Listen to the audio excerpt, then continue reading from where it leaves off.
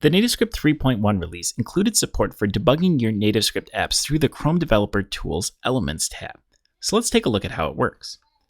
What I'm going to do is switch over to my terminal here and use the tnscreate command to create a new app called Element Test that we'll use for testing this application out.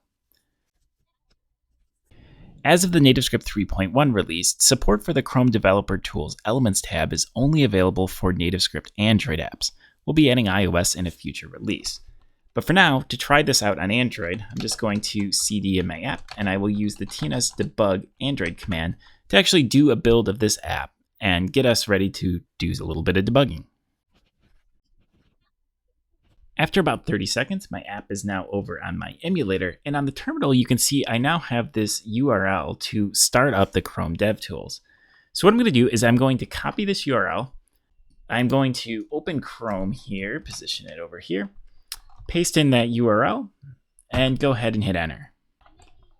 What you can see now is the visual tree of this sample NativeScript app, and if I bring these up side by side, you can see how they match up. For instance, I've got my action bar here. I've got a stack layout that contains a label, a button, and another label below it. There are a few different things you can do to mess with your app at this point. You can change attributes. For instance, if I want to change this button from tap to, say, a bunch of random characters, you can see how my app instantly updates to that attribute change.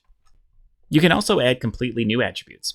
If I take this label, for instance, say add attribute, and let's say I want the background color of my label to be red, when I hit enter, you can see that that instantly updates on the app as well. Finally, if you want to delete elements, you can do that too.